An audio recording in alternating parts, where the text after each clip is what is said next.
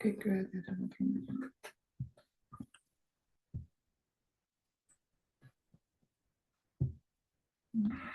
Siis on liiga ilus hinna targu jaoks. Kõigita vist on jahe veel.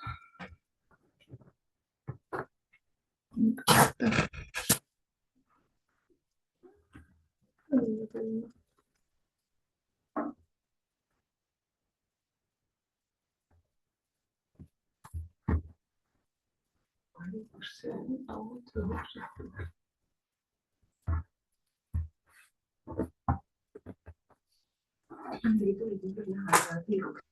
ei vilgub küll, aga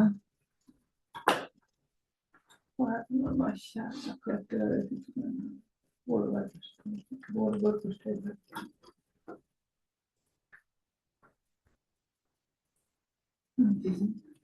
Töötas ka praegu.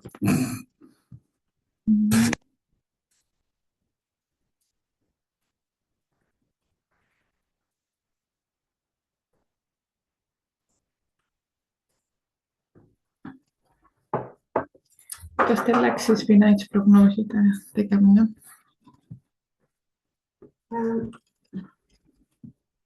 Ja, ma pidin kodus ikkagi need teised ka uuesti üle kuulama. Ja põhimõtteliselt ma sain aru, aga kuna mul oli noorem tütar oli ka meil, siis ma küsisin, et ole head ülevaatajad, kui üks lõi vaatab, kui teine ükskõik, kes ta siis parasjagu on, me paneme silti. Et kui tema ka samamoodi aru saab, siis järelikult ma olen õigesti aru saanud. Ma vähemalt loodan, et läks midagi jäi mul lõpetamata, aga ja küsimus tekkis ka. Tööaeg on midagi muud, eks ole, see, mis mul kuulub näiteks konsultatsiooni valmistamiseks ja sinna ei lähe otse kulu alla. Seepärast, et su töötasu ei lähe otse kulu alla.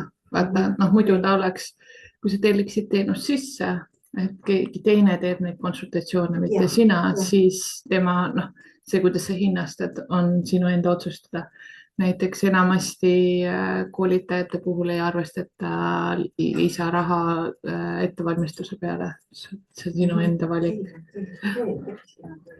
Väga vähesed on nagu, saad hinda natuke hommik. Tere hommikust, Noore. Kuule, sul on liiga palju, sul 3 tooli ühe lava.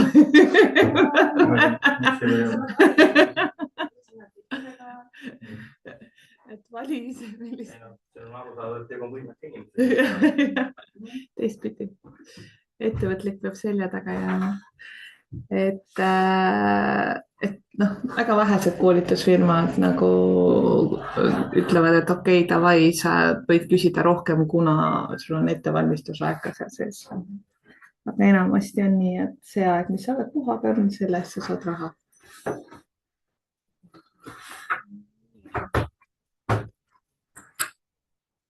Taimar, kuidas sul läks selle finantsprognoosiga? Jõudsid midagi teha? Midagi tööks. Saame jätkata sealt, kus eelmine kord nii-öelda pooleli jääme. Ja. No näed, nüüd on teine pilt, kui nullid juurde panna. Väga hästi. Ma muudan oma seda. Siis mina arvan, et ma jõuan ka järeldusele, et ma olen hauakaevajaks oma äriplaani. Ja. Üldiselt finantsprognoosis võidab see, kellel on vähe otseseid kulusid. Et väga vähe on selliseid. Enne on seda võita. Ei, Kaimar ka. Kui ta on labi, kui vanast ajast olema. Ja, kui ta on. Ja, et üldiselt võidab see ja alati on nii kurb nagu neid disainereid ja Eesti käsitöö, vaata.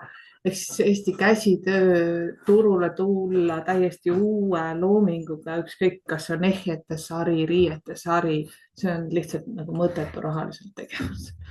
Sellepärast, et teiste disaini keskmine tase on nii madal? Ei, lihtsalt oma hind tuleb nii kallis, kuna see on nii ajamahukas töö.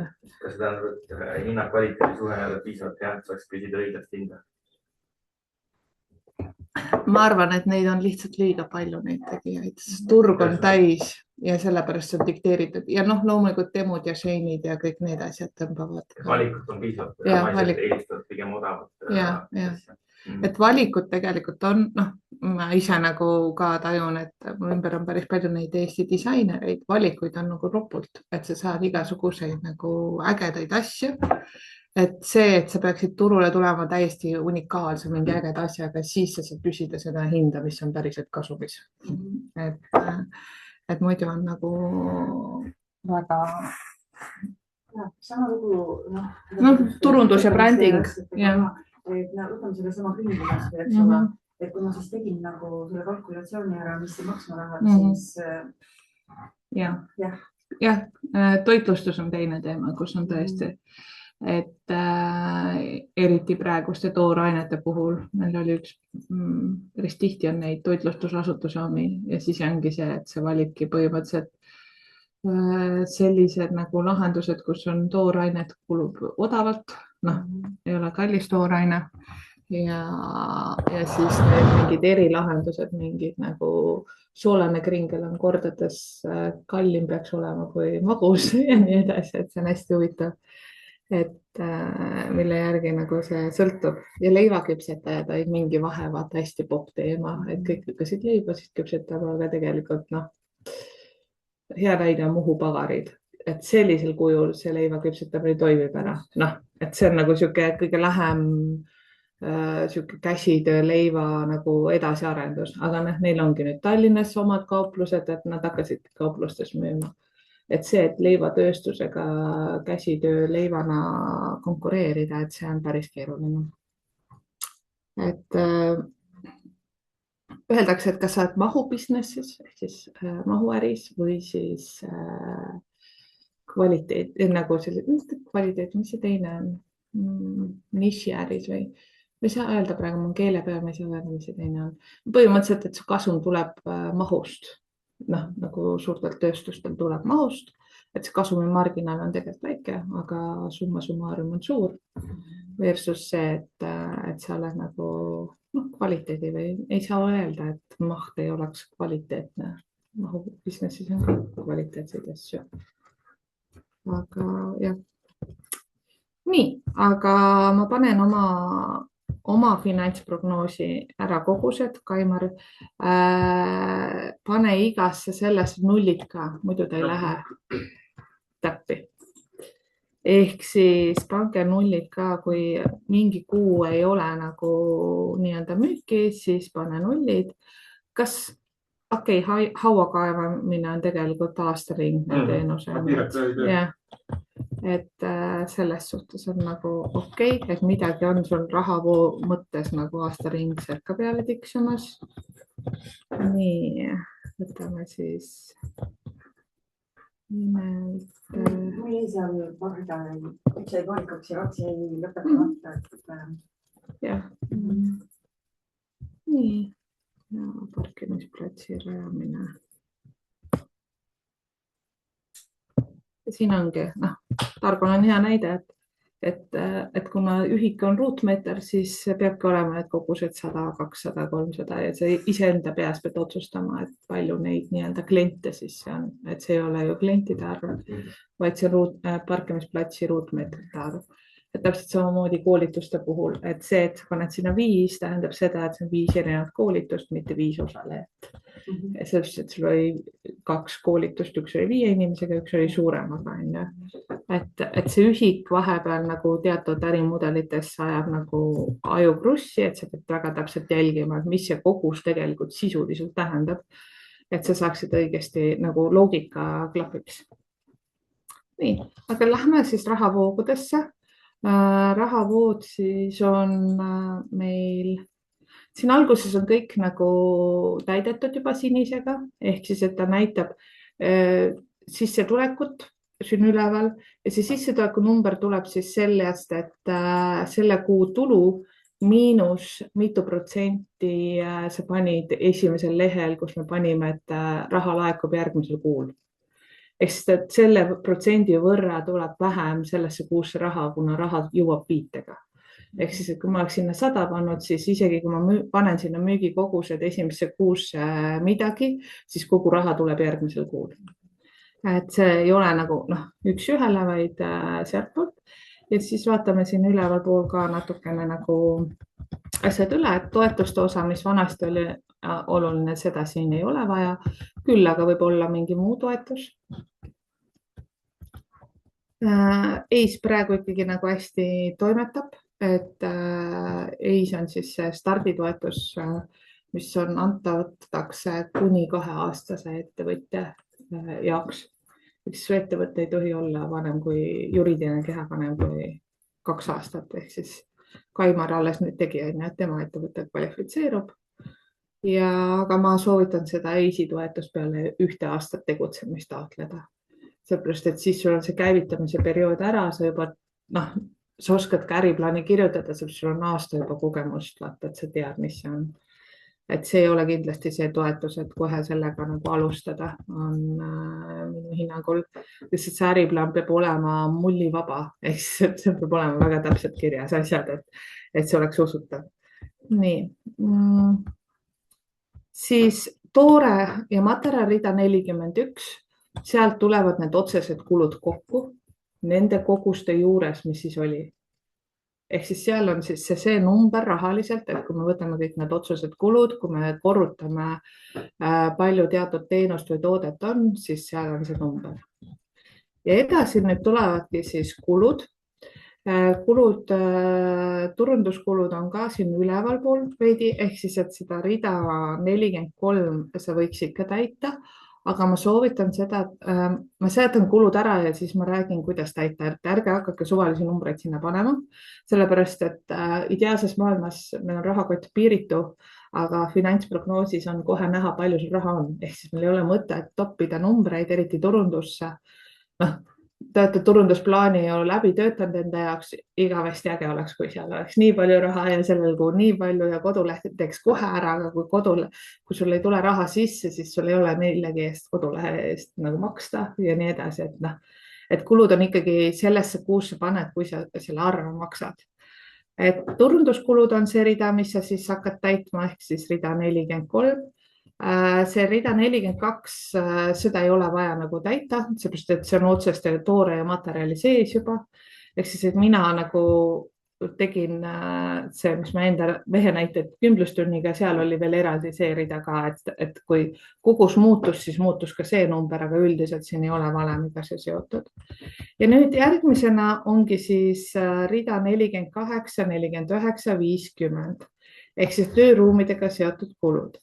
Et kui sul on kodukontor, siis lähebki ainult siis küte, vesi, elekter ja muud.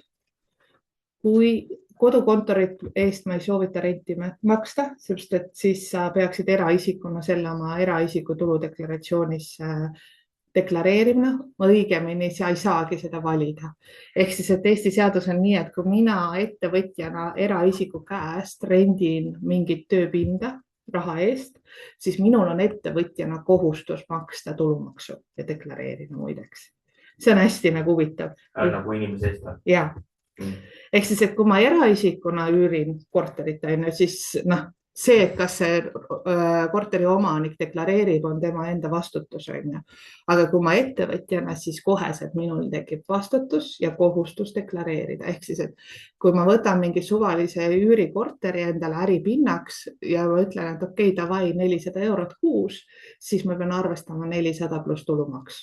Ehk siis, et minul on kohustus nagu DST ehk siis tulumaksu sotsiaalmaksu deklaratsioon iga kuu 10.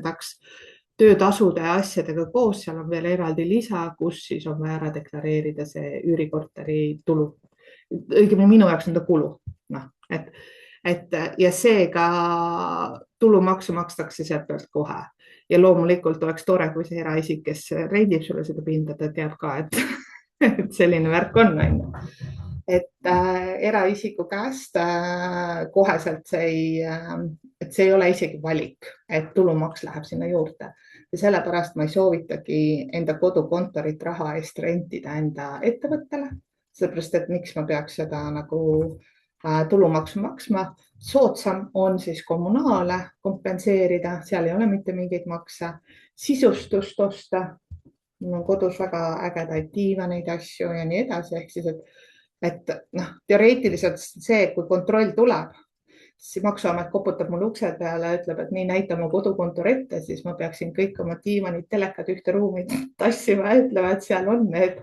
Aga reaalsus, et ta tuleb ukse taha koputama, ei ole võimalik. Sellepärast, et see on sinu erapind ja nii edasi, et noh, seda kontrolli. Neil on ka maksude kontekstist väga seda nagu vajadust, sest et nende asjade pealt, asjade pealt ma saan käibemaksu tagasi küsida, kui ma olen käibemaksu kohustuslane, aga kommunaalide pealt ma ei saa käibemaksu tagasi küsida, sest need on kõik minu eraisiku nimel, kõik lepingud, ehk siis kompenseeritakse, seega elektriarve on niikuinii koos käibemaksuga. Ja kui ma ei ole käibemaksu kohustuslane, siis kõik need kulud on niikuinii niisuguses ühes pajas ja neid eristada ei ole kellelgi huvi ega infotki. Nad ei teagi, mis on mitmesugused tegevuskulud majandusaasta aruandes. Ta läheb kõik ühte patta.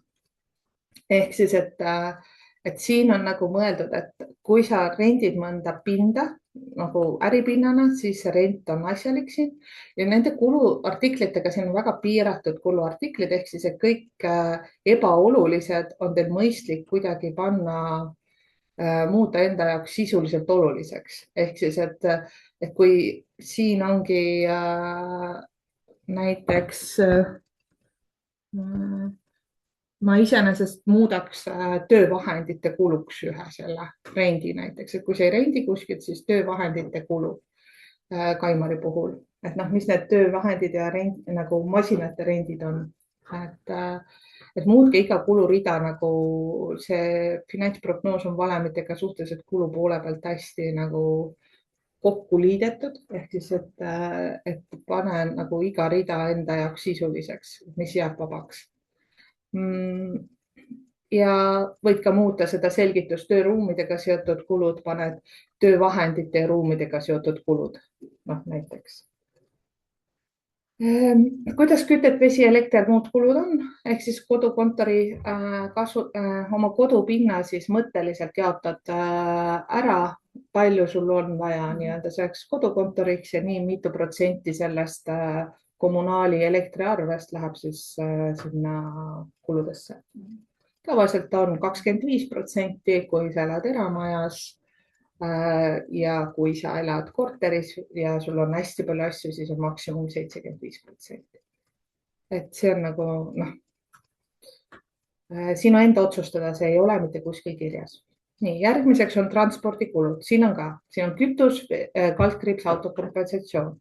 Võib-olla te mäletate, raamatupidamises oli see, et kahte segamini ei saa kasutada. Ehk siis, et kas sa maksad enda isikliku autokompensatsiooni, ehk siis sul on eraisiku nimel auto, mida sa annad siis ettevõttele kasutada selle eest, et ettevõte maksab sulle iga sõidetud kilomeetri eest 0,55 senti. See on eurot vist, 0,55 euro. Jah. See maksimummäär. 550 jah, ja maksimummäär ongi 0,55. Ehk siis, et kilomeetri hind on see, alla selle ei ole mõtet, kokku siis maksuvaba piirmäär on 550 eurot kuus, 1000 kilomeetrit, siis sisuliselt erasõita, sõita. Et see on piisavalt nagu mahtu, mida sõita läbi. Ettevõtte sõita.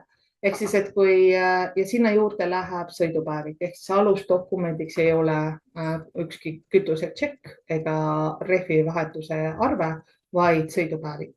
Ehk see on alusdokument ja sõidupäevikus on odomeetri näit.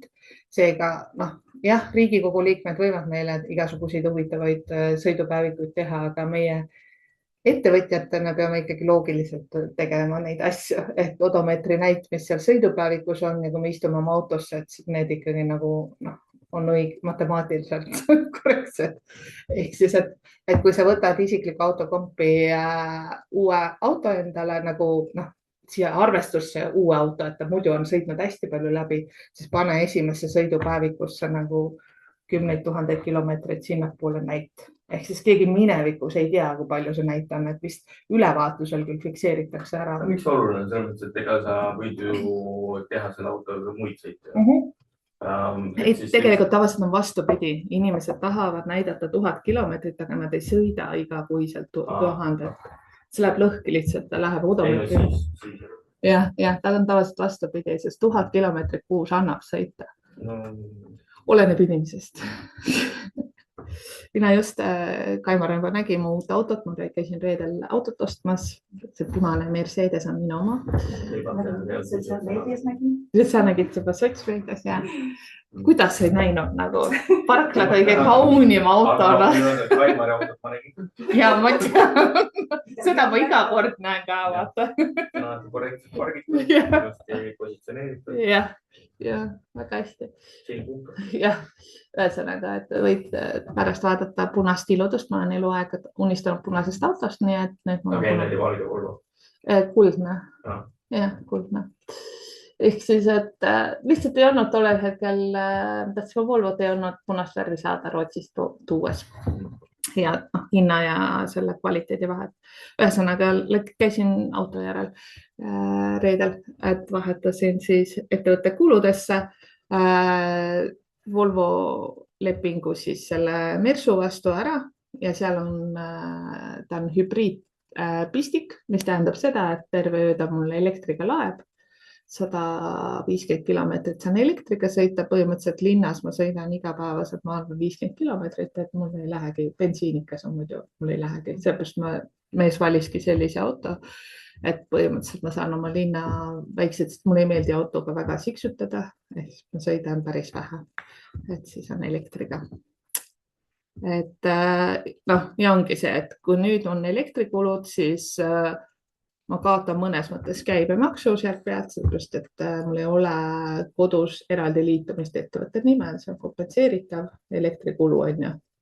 Kui ma käin kuskil mujal tankimas nii-öelda nendes tanklates elektriga vaata, et siis ma loomulikult saan võtta nagu kuludokumendi. Aga isiklik autokomp on üks variant ja siis on maksimum siia saabki panna 550 €, aga siis teine variant, mis Kaimari ja Targo puhul kindlasti on mõistlik, on siis, et ettevõtte nime, nii-öelda ettevõtte auto. Et see isiklik autokomp, ma arvan, on isegi jääb teile väheseks, et pigem on mõistlik nii, et kas te arkist ei pea midagi muutma omanikku, ehk siis, et liisinguautode omanikud ka ei ole minu ettevõte või mina, ma olen kasutaja, vastutav kasutaja, SEB on antud juhul siis auto omanik, ehk siis, et täpselt samamoodi, kui sul on auto, siis sa teed tasuta kasutamise lepingu. Jälle, kui sa küsiksid renti, siis sa peaksid selle deklareerima ja tulumaksuga.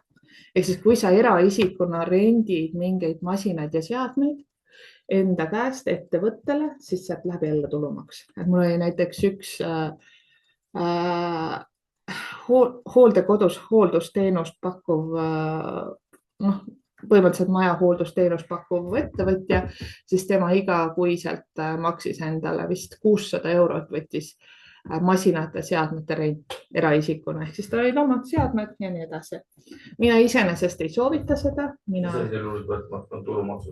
Jah, et ma ei näe nagu mõtet, pigem oleks müünud eraisikuna need seadmed ja asjad oma ettevõttesse. Ehk siis, et see on ka üks nagu variant, et Kaimariga eelmine kord ma arutasin, et kui ettevõtte asutamise kuupäevast alates on sul võimalik kulusid panna ettevõttesse ja sa oled ostnud enne näiteks mingid arvutid, seadmed, tööriistad, siis sa müüd eraisikuna ostumüügilepinguga need seadmed, tööriistad ettevõttesse. Ma küsin konkreetselt, et kui ettevõttel on käibevara, et siis sa annad nagu mingi ettevõttele laenu. Ei pea nii keeruliseks tegema. Ehk siis sa võidki niimoodi teha. Ehk siis, et siis, kui sa tahad nagu, et sa põhimõtteliselt tekitad ettevõttele raha, et maksta ise endale ära. Annad ise raha, et ära maksta. Või siis on see, et sa panedki, et on kulude katteks ehk aruandev isik. Sina oled aruandev isik, juhatuse liige on aruandev isik. Ehk siis, et on aruandva isiku kulu ja need ei aegu. Ehk siis, et näiteks see ostumüügileping on võtame mingi 1000 €. Ma maksan selle endale kui eraisikule tagasi siis, kui osade kaupa, siis kui ettevõtte raha tuleb. Ja see on ka jumala okei. Et need aruandva isiku kulud ei aegu, et kui ettevõttel tekib raha, siis järjest maksad endale tagasi. Aga ma eeldan, et seal on nagu see müügihind peab olema mingi turuhinnale vastav või midagi taolist. Jah, jälle keegi niikuinii ei kontrolli, ta läheb ikkagi sinna mitmesugused tegevuskulud patta. Ehk siis, et mingite suuremate asjade puhul ma kunagi olen küsinud mingi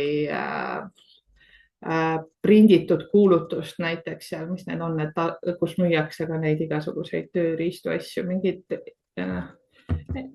taaskasutus põhimõtteliselt, aga Marketplace, jah, osta.ee, vaata need nagu osta.ee mingi sarnane kuulutus lihtsalt, aga jälle ülemõtlemine tegelikult, et keegi ei huvita, et öeldakse, et selliseid asju hindab selle vara väärtust, hindab spetsialist ja spetsialist tase piisab see, et sina oled see spetsialist.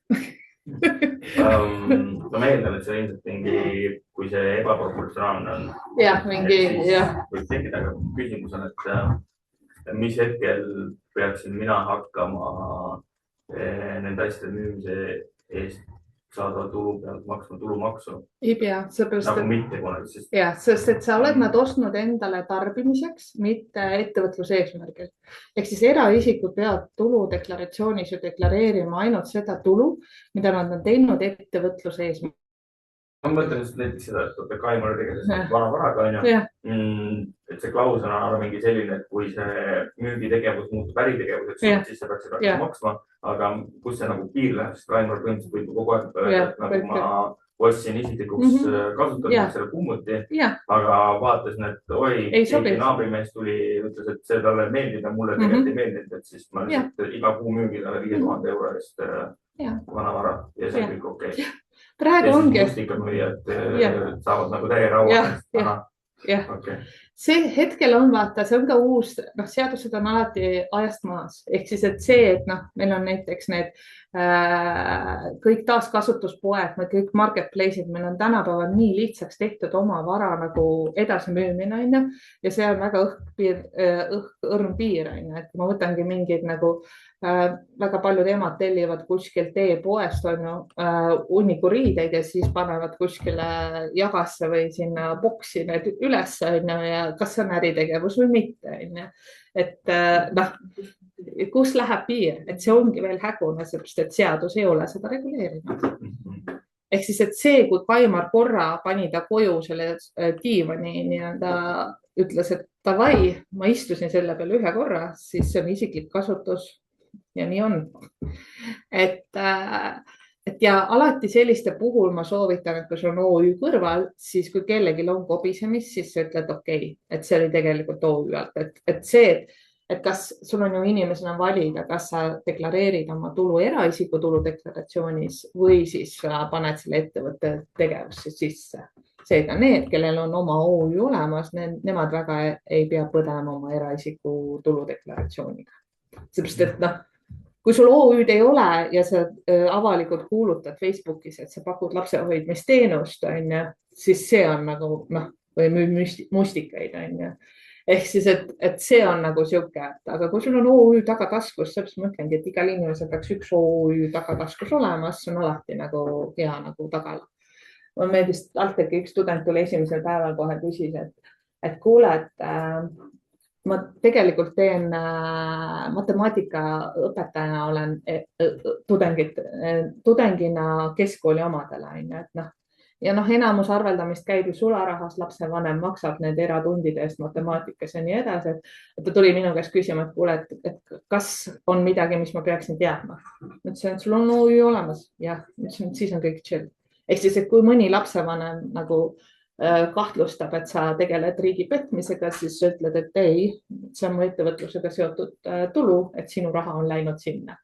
Ehk siis, et ja majandusaasta aruanne on siis ju ainukene jälg, kus on vaja võimalik kontrollida, kas on läinud sinna või mis summas on. Ehk siis, et see on 1,5 aastat hiljem. Ehk siis, kui keegi kaebab, siis ei ole nagu probleemi panna see sinna, kuhu on vaja mingi 100 eurot näiteks. Et see ei ole nagu ajakriitiline. Jah, käibemaksukohustuslasena sul on see viiteaeg sisuliselt 6 aega, aga mitte käibemaksukohustuslasena sul on nagu 1,5 aastat aega tagasiulatuvalt näidata tulusid, mis kui kellelgi on huvi. Aga jah, eraisikuna müüa neid asju on mõistlik, kui rentida enda ettevõttesse ja summa summarum võib-olla mingite asjade puhul tuleb nagu väiksem, aga ma ei näe nagu põhjust, et miks ma peaksin seadmete rendi eest 6 sotti pluss tulumaks endale iga kuu maksma. Ehk siis, et pigem... No see erisus on, et müük on ühekordne rendi. Jah. Jah, aga ma võin järjepidevalt ka teha endale ülekandeid kulude katteks osade kaupa. Kui nagu ostetava vara väärtus ei ole nii suur. Jah, seda küll. Siis midagi veel. Aga see ostu-müügileping on täiesti, muidu iseenesest paber võiks olla täiesti lihtne selline juures nagu automüügil ja ostu-müügileping.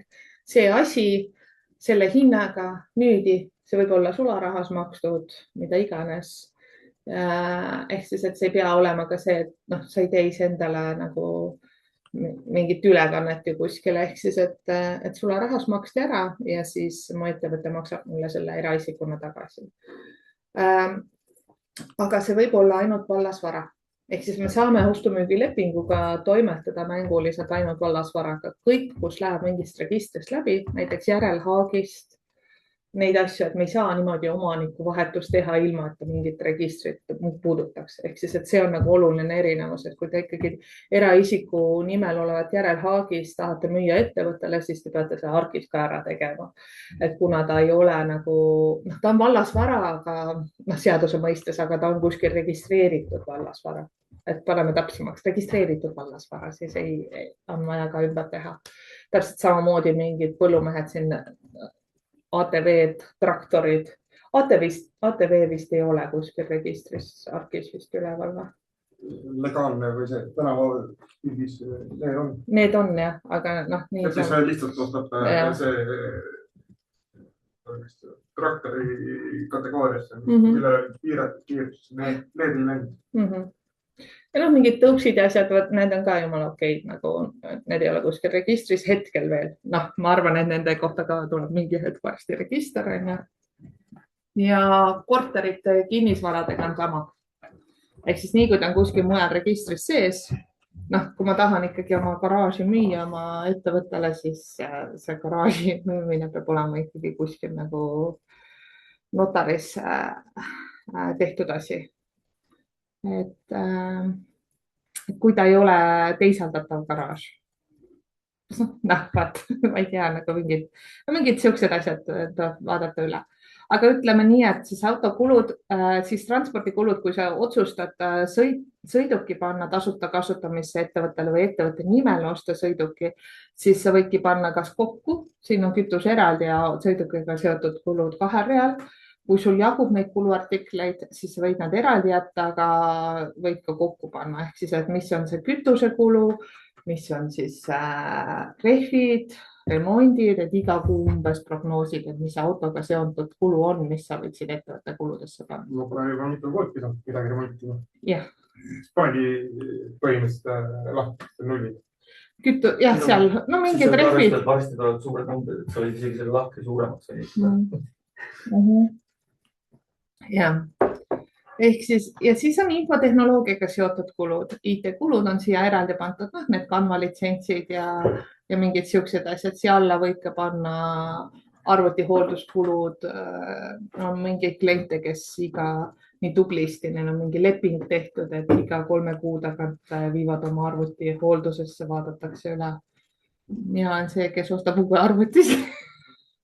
Õudne on jah.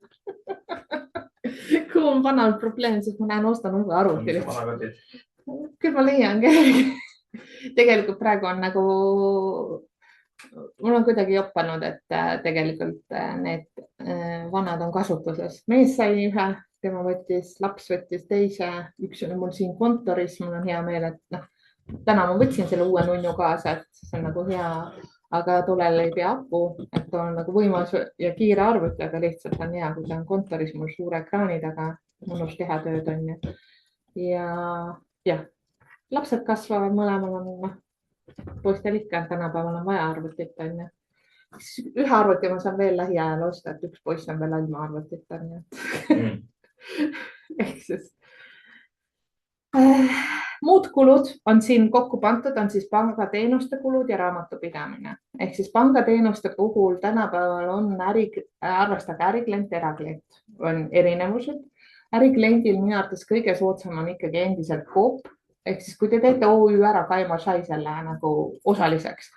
Nii kui te äriregistrist OÜ ära teete, siis teil tuleb hunnik igasuguseid kirju. Ehk siis, et see on see AI andmehulkade see teema, ehk siis, et kõik pangad kirjutavad, tahavad endale, raamatupidajad hakkavad kirjutama, on ju. Siis mina sain, ma ühe NTÜ tegin viimati, siis oli ka mingid juristid kirjutasid ja nii edasi. Mis panka peaks eelistama ja teine küsimus, et kas eraisiku pangandus ja ettevõtte pangandus võiks olla erinevate ettevõtete? Ja, ehk siis, et minu silmis ongi Coop on nagu üks pankadest, mida ma soovitan, sest seal ärikliendina minu teada on 0 teenustasu. Ehk siis, et kui sa võtad pangakaardi juurde, võib-olla see pangakaarditasu on. Järgmine pank, mida ma soovitan, on LHV. Ja Coop ja LHV on minu jaoks ka tehniliselt just raamatupidajana. Ma ei vaata seda, et kas on teenustasu ainult soodne, vaid ka see, et kas on tehniliselt nagu mugav pank. Et LHV on ülimugav kasutada raamatupidajana. Neil on kõik need ISO liidestused, otseühendused Coobil ka, et pangast liiguvad andmed raamatupidamisprogrammi põhimõtteliselt ühe kliki, kus ühendad ära oma mobiil-ID või ID või Smartiga, ehk siis, et need andmehulgad liiguvad, maksekorraldused liiguvad, et kõik on hästi lihtsaks tehtud. Ja edasi, kui me lähme sealt pingerida, siis SEB ja Swed on minu jaoks samal pulgal, mitte eriti positiivses võtmes. Kuigi ma on järjest rohkem tulnud nüüd SEB-sse kliente, sellepärast, et nad pakuvad alustavale see, et 2 aastat 0 teenustasu. Et SEB ja Swed on tänu Coobi turule tulekuga pidanud kõige rohkem kohanema, et nad võtsid oma teenustasusid maha, sest nüüdseks on, aga SEB miinus on see, et see tasuta pakett ei sisalda otseühendust, ehk siis, et mina raamatupidajana pean iga kord kliendi SEB-sse sisse logima, et tema konto väljavõtet saada ja sinna üles panna tema maksed. Et see on mingi lisatasu eest 6 eurot kuus, siis tekib see liidestus, mis on nagu, miks?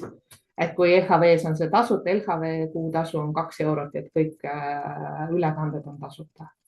Et selles suhtes ja Swedis on ikkagi see 16 eurot, 16 senti ja 32 senti see nagu panga ülekandetasu, et see, et kui meil on turul valida, siis LHV või Coop, nii tehniliselt kui ka teenustasude poole pealt soovitab. See, kas eraklient ja ettevõte võiks olla ühel kontol puhas personaalne eelistus. Ehk siis, et ma ei ole nagu, ei tea, et oleks plusse või miinuseid sellest, et nad oleks ühes pangas või eraldi. Et minul on LHV-s on enda eraisiku konto. Mul on ka tegelikult SEB-s ja Swedis. SEB-s on sellepärast, et mul on kliendid SEB-s, mul peab olema eraisikuna, põhimõtteliselt see on tühi konto, minu arvates teenustasud on veel seal miinuses, ma ei kasuta. Ja Swedis mul on ka säästukonto, sinna tulevad mingid, ei teagi, vahepeal ma kasutasin seda rohkem just selle poole pealt, et kui näiteks eraisiku tuludeklaratsioonist tuli mingi tulu, siis ma lasin selle Swedi kanda, et ta mul silma eest ära, et see on nagu sihuke nähtamatu raha minul eraisikuna, et mul tuleb meelde, et seda kasutada, siis tuleb ja ma nagu hästi valin siis, milleks ma seda raha kasutan, sest ma tean, et see on sihuke tagavara eraisikuna. Aga LHV-s saab täpselt samamoodi, miks mulle meeldib LHV, on väga lihtne teha lisakontosid nii eraisikuna ettevõttele. Mul on enda ettevõttel 6 pangakontot ära jaotatud. Ärge tehke hullult neid palju, sest mul on kliente, kes ajavad mind hulluks oma erinevate pangakontodega, aga eraisikuna täpselt samamoodi ma saan LHV-sse teha 2 kontot, ühe peale siis lähevad mingid, aga eraisikuna ma ei taha enda kontol raha hoida, sest see on kallis raha. Ma pigem hoian oma raha kõik ettevõtte kontol, erinevate kontode vahel. Sest et see ongi see ettevõtja mõtteviis versus töötaja mõtteviisi erinevus. Ettevõtjana sa mõtledki see, kõige kallim raha on sinu eraisiku kontol olev raha, sellepärast et ettevõtte tuludest kliendist saadud raha selleks, et ta jõuaks sinu eraisiku kontole. Noh, kui ideaalne on, teeme ostumüügilepingu, ei lähe midagi maha, aga üldiselt ikkagi nagu töötasu on see, kuidas või dividendid, ehk seal on mingi maks maha läinud. Et mina hoian kõik oma reservid ikkagi ettevõtte kontol ja kui mul on vaja neid kasutada, siis ma leian raamatupidamislikult kõige mõistlikuma ja maksude optimeerimise mõistes kõige mõistlikuma viisi, kuidas seda raha kasutada selle kulu jaoks, milleks mul on vaja. Jah, et palgateenuskulu võiks panna 2 eurot kuus. Raamatupidamise teenus on siis, mina tean, kuidas mina hinnastan ja see loogika on nagu, on kliente, kes ütlevad, et see on liiga kallis hinnastamisloogikaga. Mina ütlen, et see on turu kõige soodsam, kui sa oskad äri normaalselt teha. Ehk siis mul on dokumendipõhine raamatupidamise teenus, mis tähendab seda, et iga ostuarve, iga müügiarve, iga töötaja, iga sõidupäevik on üks dokument. Ja see dokument maksab 2,50 pluss käibe. Mis tähendab seda, et raamatupidaja töömaht sõltub dokumentide arvust. Vahet pole, kas see dokument on 1 eurona, mida mul on kliendid, ma olen praegu raamatupidaja pohmakas. Mul on 2 korda kuus on raamatupidamise pohmakas, ehk siis, et eile oli 20 käibedeklaratsiooni aeg ja siis on 10, kui on DST-de aeg, siis ma olen nagu päev otsa seal nagu, kuna mul on eile ma tegin 2 päeval tegin 30 käibedeklaratsiooni lihtsalt, et mul on tiim küll, aga ma olen see vastutav isik, ma olen loonud oma ärimudeli niimoodi, et minu ülesanne on kontrollida need üle, aga see ajule on väga nagu 30 ettevõtet kontrollida üle, tõks arved koostada, et see on ajule kurnav, sellepärast mul on pohmakas. Ajul on pohmakas.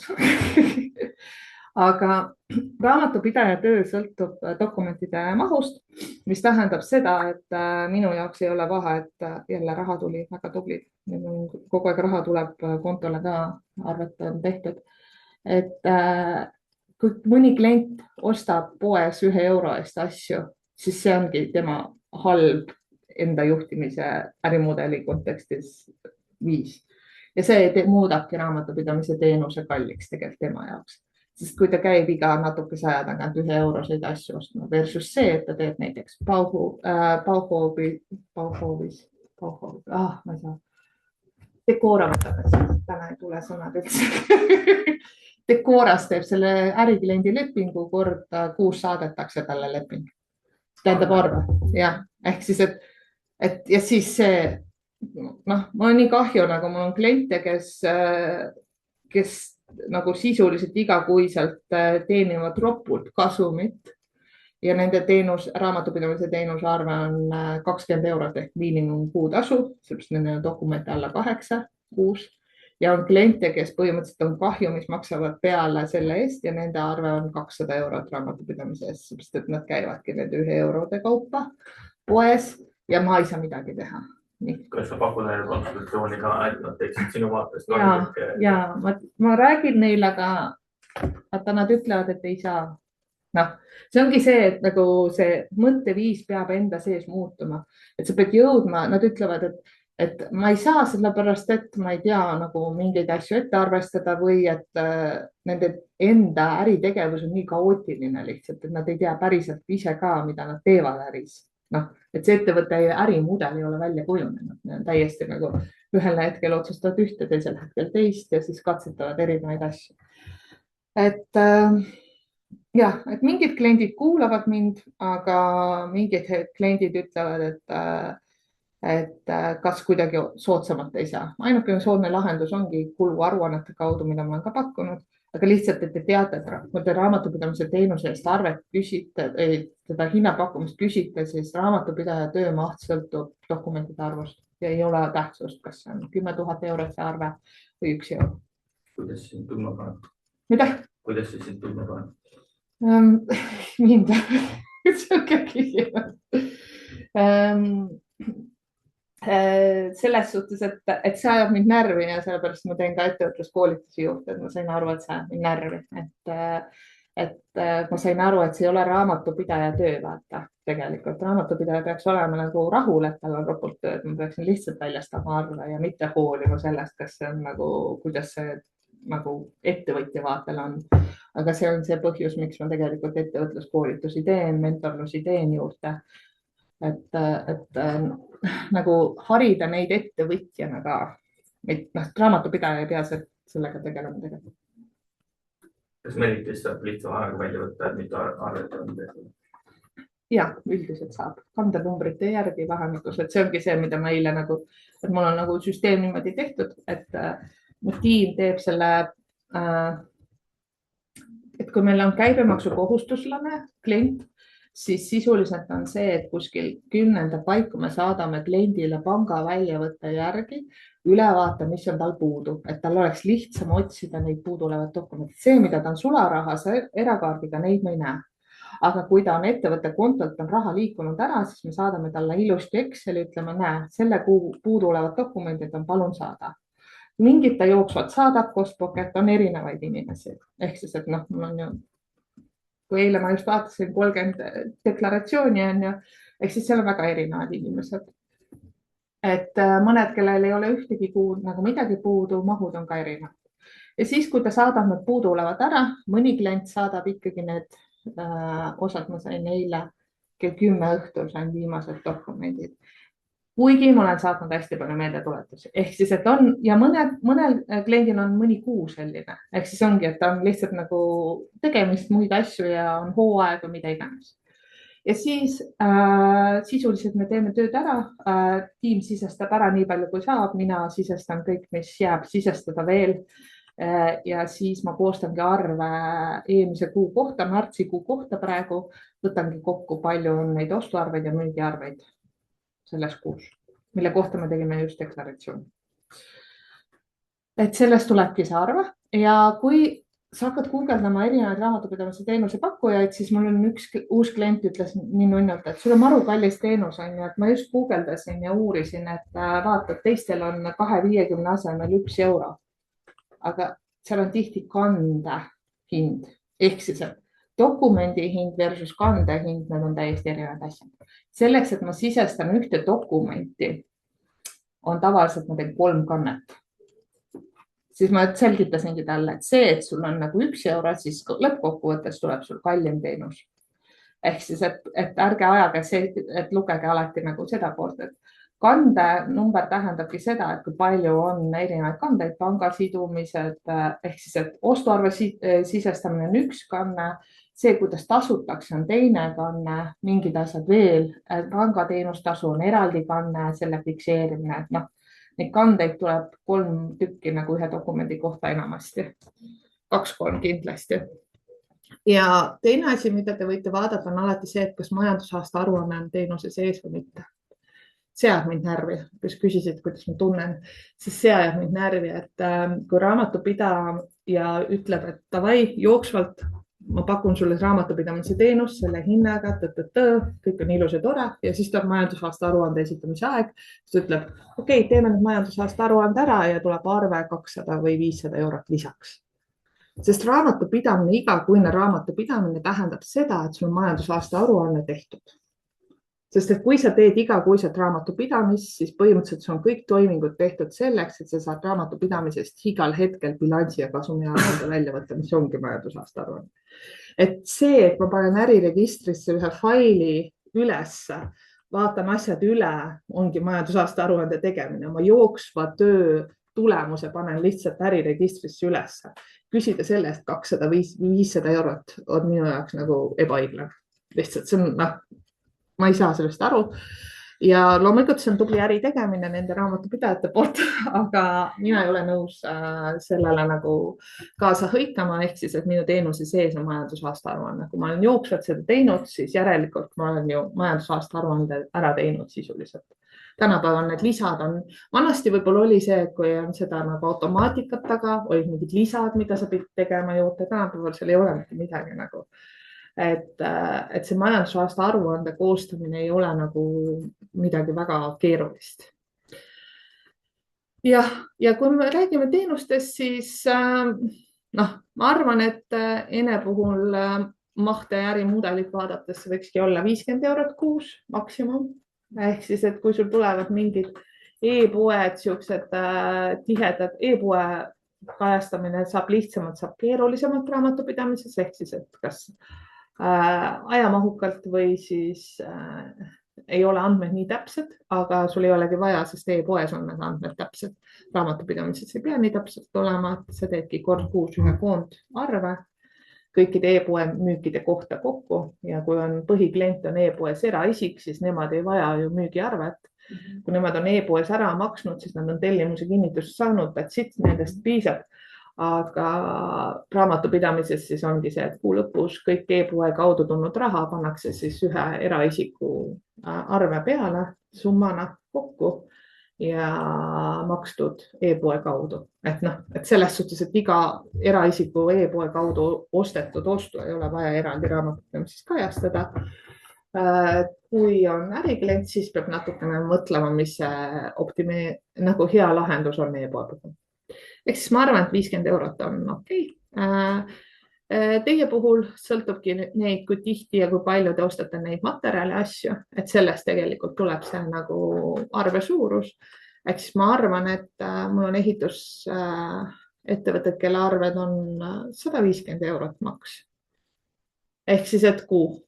Et tegelikult ei ole nagu, kui sa oskad nagu kulusid niimoodi teha, et sul ongi kuskil leping olemas, kus sa enamasti võtad asju, nad saavad kord kuus arve, siis sa võid seal ogaras käia kas või, minu jaoks on ka see, et see on ajamahukas ju iga päev käia poes. Ma inimesena nagu ei harrasta iga päev poes käimist, miks ma ettevõtjana võiks nagu nautida seda või. Ehk siis, et siis sa võid nagu, kui sul on Decoras leping, siis sa võid vabalt iga päev käia seal Decoras ja osta ühe mutri ja siis homme uue mutri ja nii edasi. Jah, et selles suhtes, et 150 eurot on maksimum, mida ma nagu soovitaks siia kuludesse panna raamatupidamise puhul teil nagu. Brutopalk. Siin on nagu, kui vanasti meil oli see, et me Töötukassa jaoks pidime siia nagu aasta lõpuks Eesti keskmise ära näitama, sellepärast, et Töötukassa evati meetme eesmärk oli endale Eesti keskmise töötasuga töökoht luua, siis teie siin ei pea näitama nagu midagi. Ehk siis, kui te mäletate seda raamatupidamise plukis, seda tervisekindlustuse teemat, tervisekindlustuse te saate tegelikult 0 euroga kätte. Kui teil on töötajate registris tööleping kirjas, siis on 0 euroga käes. Kui sa tahad olla nagu natukene seaduse kuulelikum, siis sa võid brutotasuks panna 50 kuni 200 eurot alguses, siis maksad makse nii palju, kui maksad, sealt pealt tervisekindlustus on ka ikkagi, sest riik kingib, sa ei saa ütelda, et ma ei soovi seda, sa saad nagu nii, isegi nulliga sa saad nagu nii.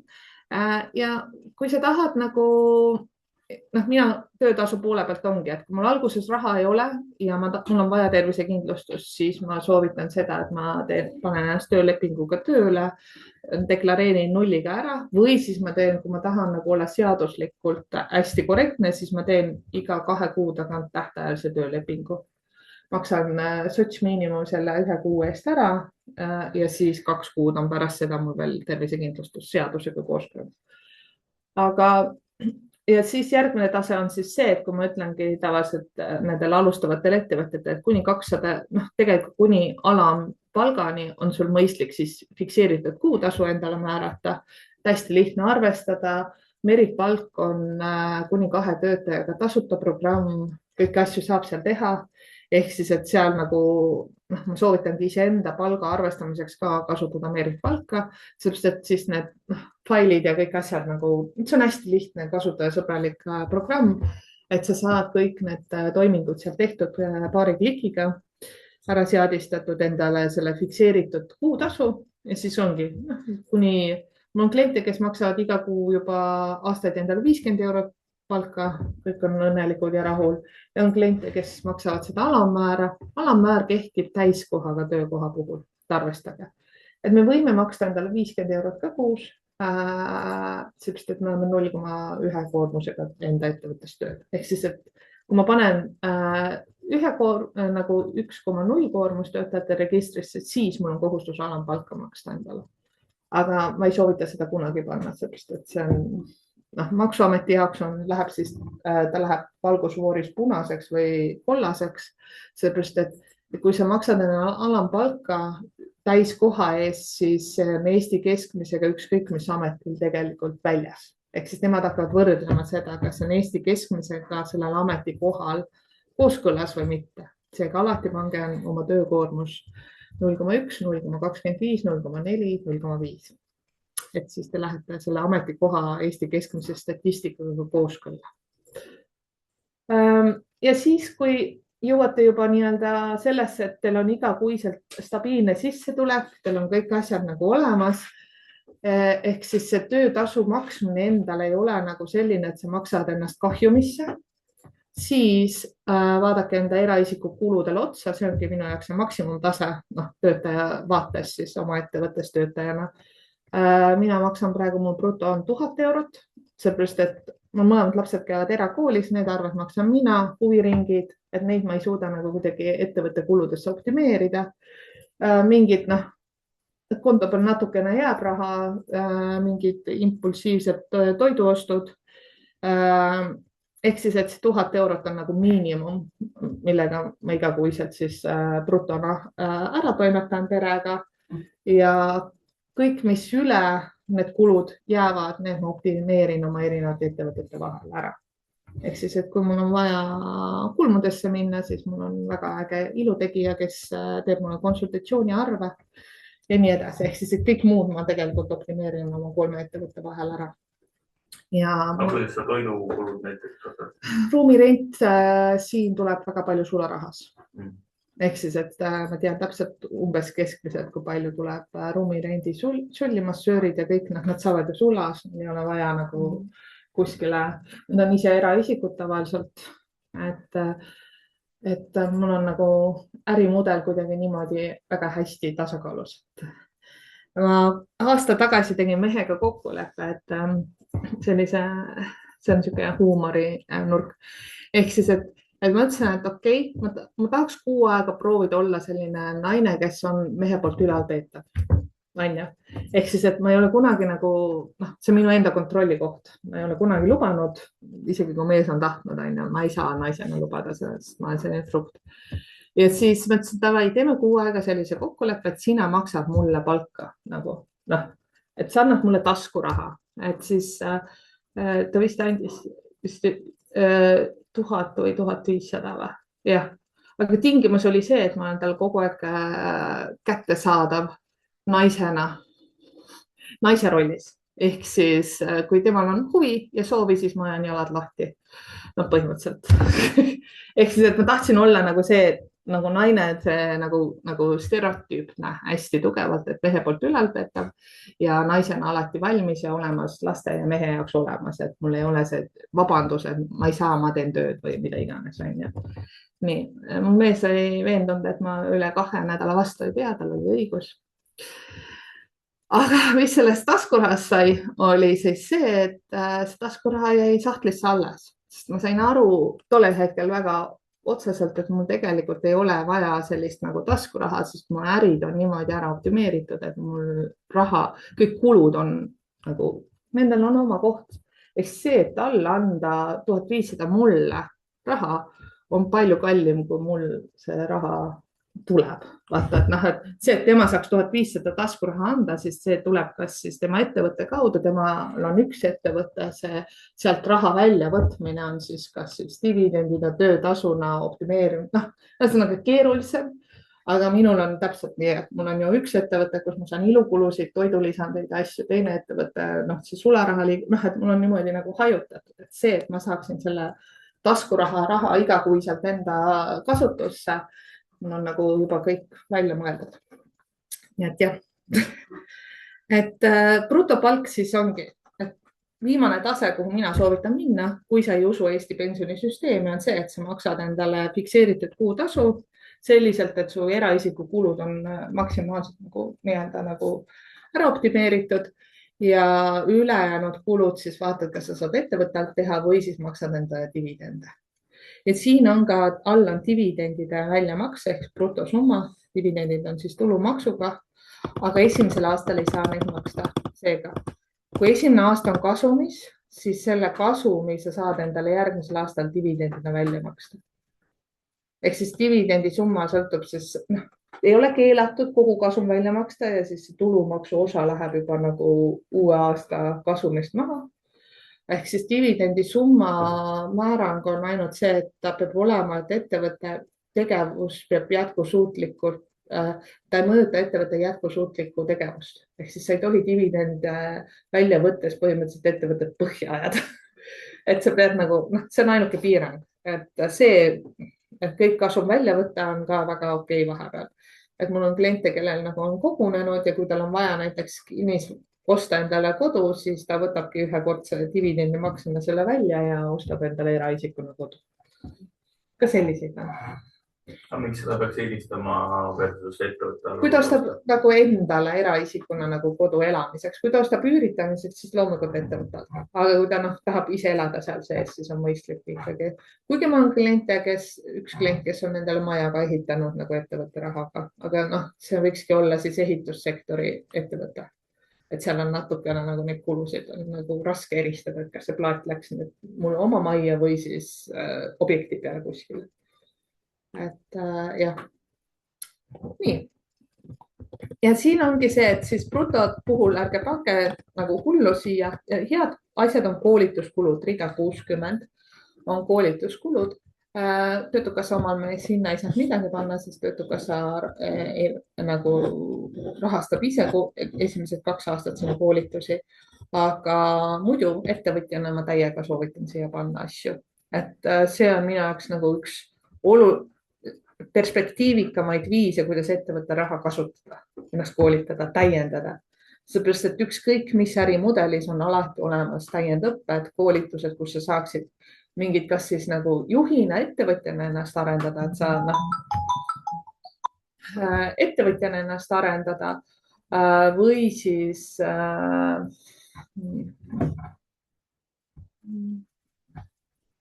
kas ta ei maksnud eile ära ma maksu. Või siis juhina või siis spetsialistina, et alati leidub, et see on minu jaoks nagu kõige mõistlikum viis, kuidas ettevõtte vaba raha kasutada enda koolitamiseks. Lihtsalt minu hinnang. Ja teine võimalus on koolituskulud siia võib panna ka juurde töölähetused, välislähetused. Ehk siis, et reisida võiks ka ikkagi ettevõtte raha eest.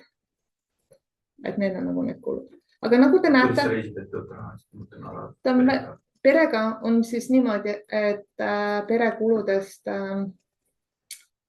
sa ei saa panna laste lennupileteid ettevõtte kuludesse, selle jaoks sul peab ikkagi olema nagu nii-öelda eraisikuna see raha. Üldiselt on ka üks strateegia, kuidas saab. Ja siis, kui sa tahad nagu partneri ehk siis abikaasa või siis partneri lennupileteid panna, siis üks variant on teda panna kui koostööpartnerit või siis juhatusse võtta selleks hetkeks. Seega mul on päris palju kliente, kellel on juhatuses, nad on mõlemad, mis tähendab seda, et nad on ettevõtte juhid mõlemad ja need mõlemad käivad reisil, siis see on väga okei. Ja juhatuse liikme ära ja lisamine on äriregistris väga lihtne toiming, kohe käib tõks.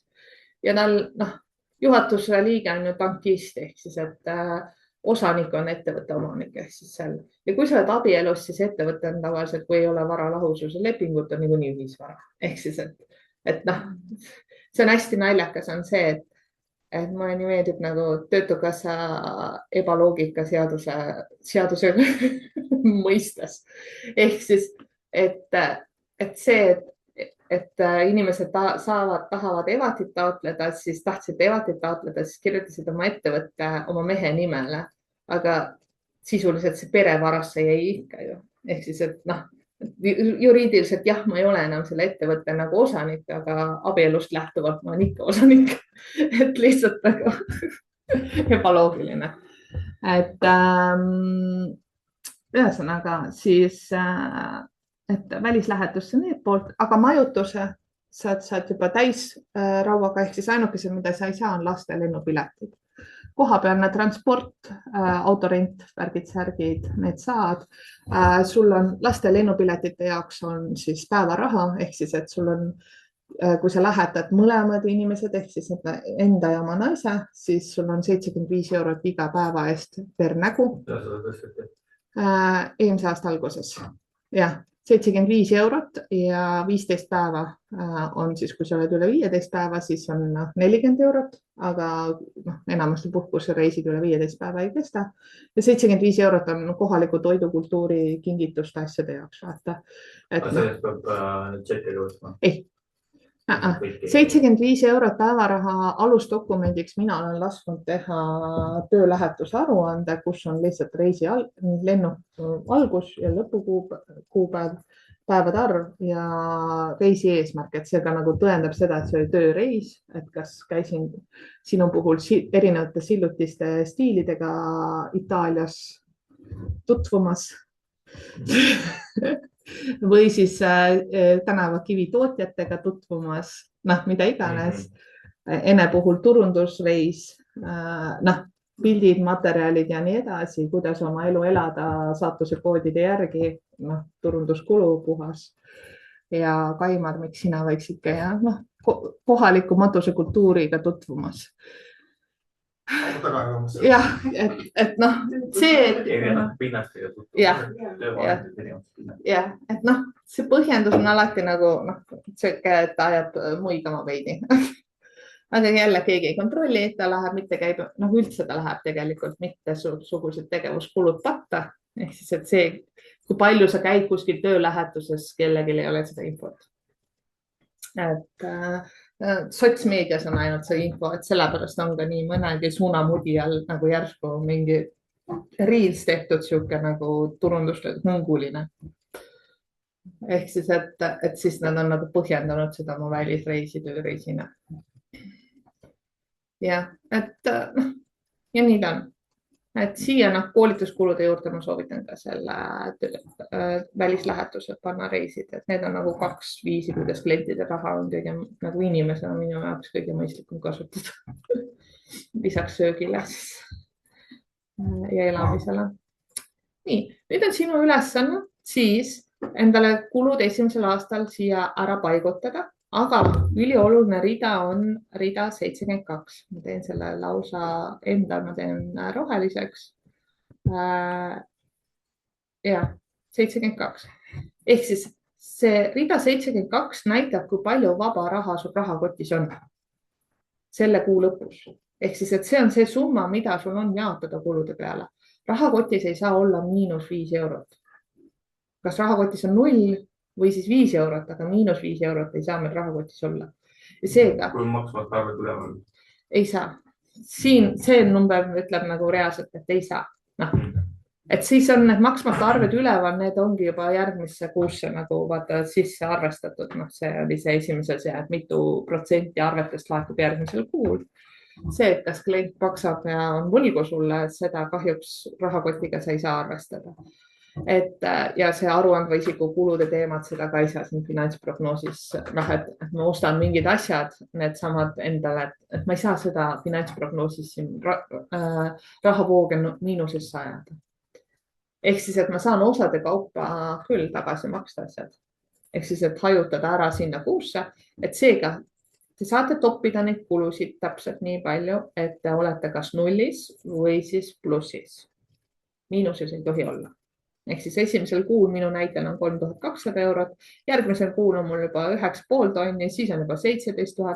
Aga kui ma kasutan siin esimesel kuul 3000 ära, siis järgmised numbrid vähenevad. Ehk siis, et sa kogu aeg jälgid seda rida 72. Et sinu ülesanne on nüüd siis põhimõtteliselt 15 minutit panna endale kulud igasse kuusse nii, et su rahakotti jääks siis mingi summa alles alati. Ja kui sul on vaba raha vaja, siis sa saad siia laenu anda, vaata endale üleval. Omaniku laenu. Näed, siin üleval on rida 21, 22 on laenud. Nii küsin.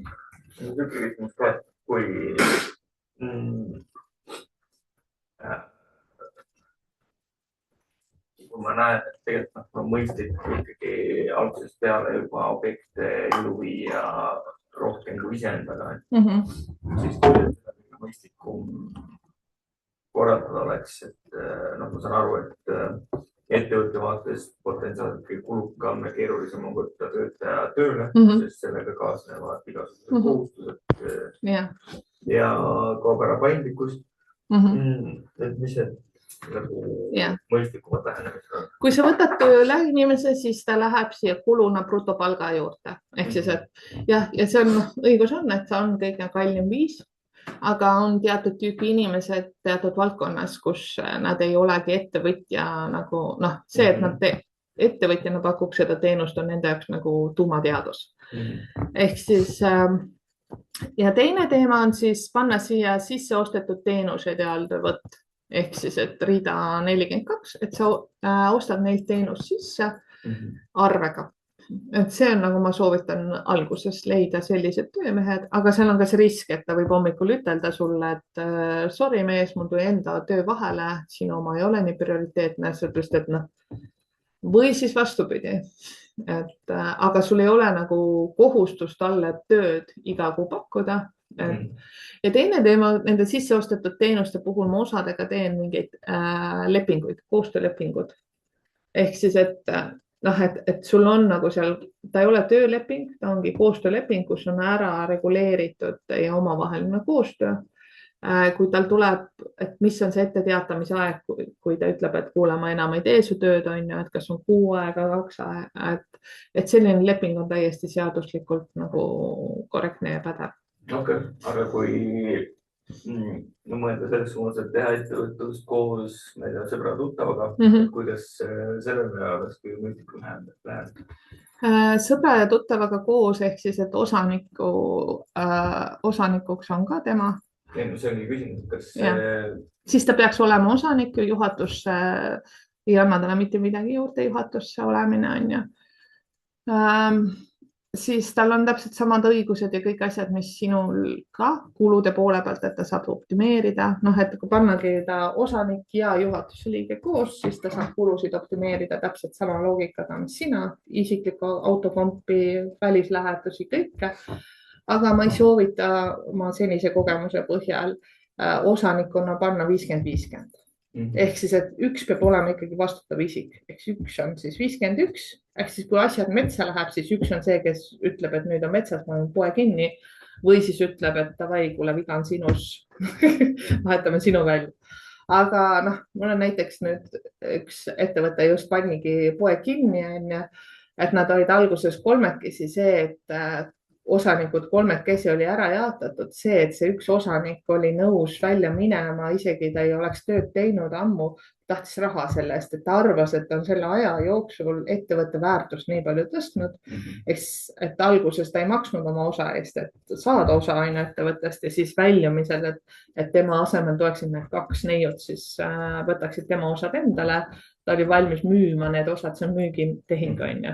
Eks sa müüd oma osad, siis ta tahtis nagu 10 000, alguses oli vist 20 000, aga ettevõtte väärtus ei olnud nagu üldse selline, et sealt tekivad need asjad, et osanikuna. Ja nüüd ongi, nad on 2 põhimõtteliselt poe nad panid selle pärast kinni, et üks osanik ütles, et tema ei viitsi sellega tegeleda, siis ja samas müüa talle see osa niisama anda, ta ei olnud ka nõus. Et põhimõtteliselt sul on osanikuks inimene, kes ei ole valmis tööd tegema, aga ei ole valmis ka loobuma sellest rollist ja see tekitab nagu so-so. Et nendega on nagu triki, et mina iseenesest soovitan, kui sõbra või tuttavaga koos teha sellisel ikkagi sisseostetud teenused ja kokkuleppe põhjal.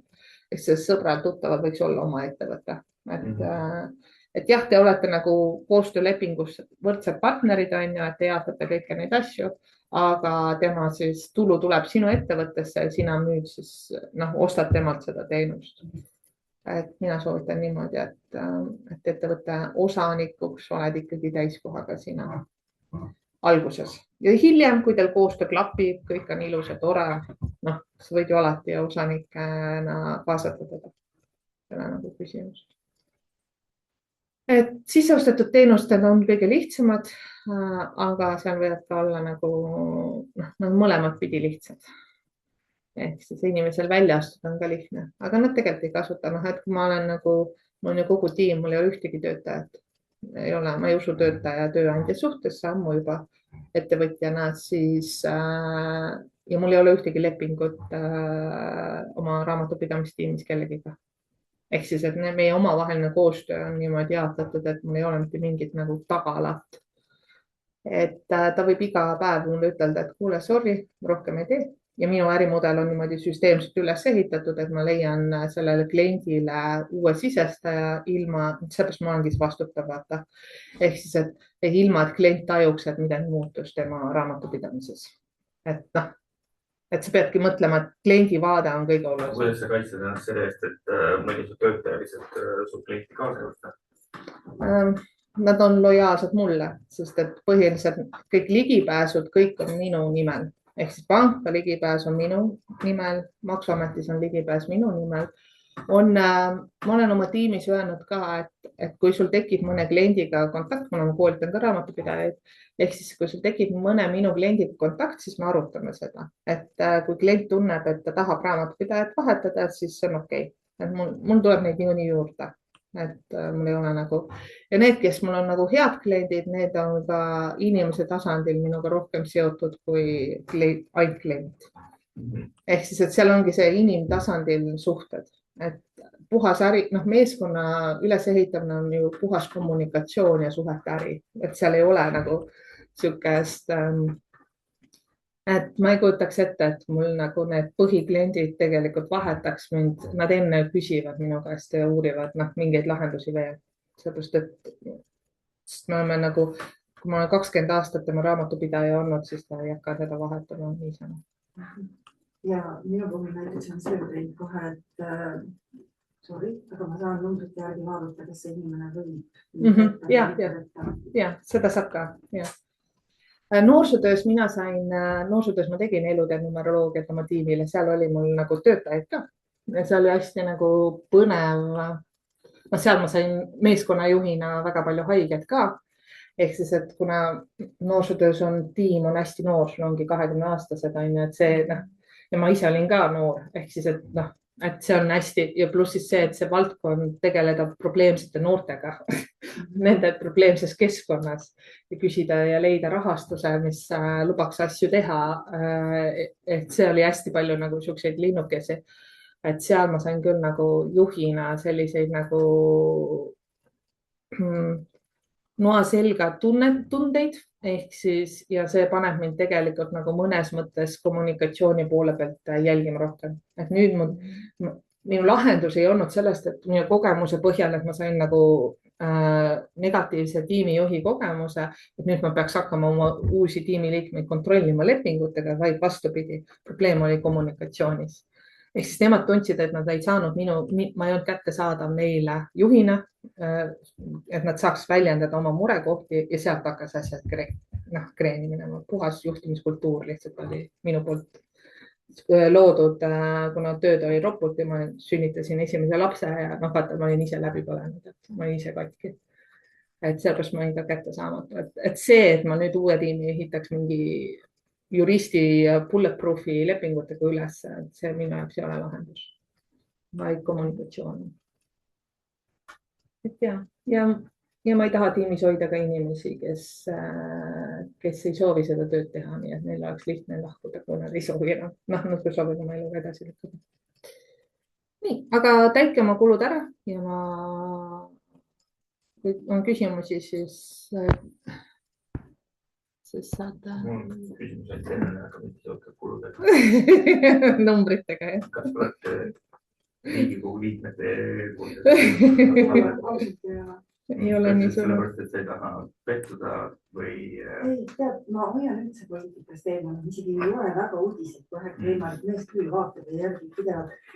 Mul on olnud sellist provokatsioonilist tahet küll mingite inimeste puhul, kui ma midagi näen, vaataks järgi, et mis toimub ja mis on. Et aga ma ei ole, see on selles mõttes minu puhul oleks ka hea, et ma saaks selle järgi näiteid tuua. Et näed, need numbrid lähevad lihtsalt niimoodi lukku. Siin oli mõni numbrid ja tuulata. See võib jah vaadata. Vaata, see sõltub ka sellest, et ma saan ka 2 inimest kokku panna. Jah, vaadata, mis nende tee on. et ta võib olla muidu ebausaldusväärne, aga kombos näiteks sinuga võib täiesti sobida, eks ole, aga see võib olla. Et nagu miinustab kokku pluss. Jah, nad täiendavad üksteist. Sest kui mina võtan nüüd oma abikaasa, eks ole, teie see kokkusaamispunkt ja kõik muud asjad, siis võiks öelda, et üldse ei toimi. Aga seal käibki mingisuguste nokkide maha lihvimine ja ma ei tea, nüüd on juba 30 aastat toiminud. Tõrgub.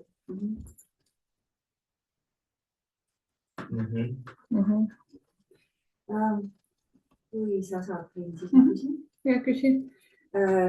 Kui me vaatasime siin neid konkurente, eks ole, ja ma tean, et Targo ütles ka, et ta vaatas seal mingeid tegelasi ja et juba väiksed käibed on. Et me võtame selle sama numbrite keel, siis jutt käib ainult mingist 7000 ja kasum on ainult 2000, eks ole. Ja samas ma tean tema enda jutu järgi, kuna mul käib ka tema kuulehte, mis iganes veel, eks ole, ja ta kuulutas seal ka välja selle, et ta võtab ainult 6 klienti kuus põhi nagu konsultatsiooniga, mis on seal kuskil 300 eurot. Tema on sellega rahul. Et kui ma nüüd endal siin neid asju vaatan, kui see asi kõik toimima hakkab, siis need summad on tükkumad suuremad. Mida ta teeb, siis ilmselgelt ta ei näita kõike. Ja ta ei näita, ehk siis, et ta tegelebki siis nii-öelda riigi petmisega. No, seda ma mõtlengi. Ja enamus osades valdkondades on see ju täiesti tavastandard juba. Ehk siis, et kui eraisikult tuleb raha, siis on võimalusi rohkem ju mitte näidata, ehk siis eriti, kui see raha liigub sularahas. Kui ta tuleb läbi e-poe, siis sul põhimõtteliselt ei ole varianti. Et see on nii tugev IT-jälg juba taga, et kui online'is saab broneerida, siis loomulikult on nagu see, et makselahendus seal taga ei ole, et selle konsultatsiooni eest makstakse, siis sa saad ise otsustada, kas enamasti nad saadavad eraisiku kontonumbri, mis minu jaoks on nii lollus. Nagu, maksuametil piisab ainult korra nagu eraisiku tuludeklaratsiooni natukene nagu süveneda, nad teevad ikkagi neid eraisiku tuludeklaratsiooni pistelisi kontrolle ka ja nad küsivad eraisiku panga väljavõtte ja kui seal vaatavad vastu nagu erinevatelt inimestelt aitäh, kingitus, asjad, siis nad kasseerivad seal pluss tulumaks, pluss intress, pluss intresside pealt tulumaks otsa, et see, et see raha kantakse eraisiku kontole, minu jaoks on nagu lollus, et sularaha, jah, okei. Aga see on valikute koht. Et mina usaldaks ainult seda viisi, kui raha jõuab sularahas sinuni. Et see on nagu kõige jätkusuutlikum. Ja ülejäänud raha liigub siis ettevõtte kontole ja sa õpid ära optimeerimised seal nagu tegelikult minu jaoks efekt on nagu, riskid on madalamad, efekt on sama. See võib olla ka niimoodi, et ta tahab tekitada seda FOMO. Ja tegelikult, jah. Mul on uus inimest, keda ma võtan. Turundusnipp. Ma vaatan sisse, super. Tegelikult. Ta on ongi 3. Või siis teeb 20. Jah. Või siis ongi nagu, et ja meil on turunduses ka väga palju, mina näen ju, mida nad reklaamivad ja mis raamatupidamises vastu vaatab nagu raamatupidajana. Ehk siis, et siis sa saad aru, et tegelikult nagu see väline mulje jäetakse palju positiivsem, et tegelikult tal ei pruugigi olla tööd nii palju, kui ta nagu väljast tundub, et tal on. See meelitab lihtsalt kliente ligi, et sa homo-efekti nii-öelda tekitad. Mul tekib juba vaikselt selline positiivne tunne, sest just enne, kui see piinlik selle käis, siis üks minu tordiõpingute kaaslane, ma saatsin talle ka selle sama aasta prognoosi ja veel mille iganes. Ändis mulle just tagasisidet, et vähemalt kõik aasta esimest 4 kuud on 100% läbi läinud ja et ma ei hakka sulle rohkem kirjutama. Kirjutas päris pikka jutu, aga et võime pikemalt siin rääkida, nii et mul on lootust. Kindlasti on lootust. Igal ärimudelil, äriideel on lootust, et ma ei ole kohanud äriideed, mida ei saaks arendada kasumlikuks. Küsimus on ainult inimese enda ebakindluses. ja et seal ei ole nagu, et ma olen ikka nagu väga noh, see on küll halb näide mõnes mõttes minu jaoks emotsionaalselt, aga kui mul isa helistas suvalisel hetkel, ütles, et kuule, paneme äri püsti, paneme 2 hapukurki kilekotti ja müüme nagu aastaid tagasi, siis ma olin nagu, kõigepealt ma tahtsin naerda, onju, ja ta päriselt tõsiselt rääkiski, paneme 2 kurki kilekotti ja müüme. Ja praegu poes ongi müügil 2 kurki ja kilekotis. Ja ta selgitas ära tollel hetkel, et inimene, kes tahab värskelt hapukurki, ta ei taha nagu turu pealt suurt kogust, kui ta on üksik inimene, ta tahabki enam-vähem seda värsket hapukurki samaka kõrvale või mida iganes, on. Et siis tegelikult ongi 2 kurki või 3 kurki kilekotis ja müüakse. Täiesti lampi asjad tegelikult toimivad. Küsimus on inimese enda nagu usus, kas ta tahab, et see toimiks või mitte. Jah, kusjuures, kui ma veel tean oma vigu nagu arengukohti.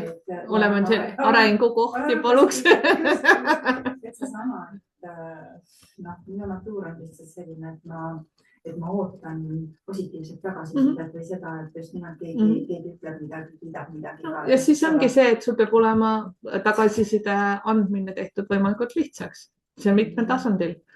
Et kui ja inimene saab näiteks sooduskoodi, kui ta annab sulle tagasisidet või mida iganes. Ehk siis, et tagasiside on kõige erilisem turundus kanal.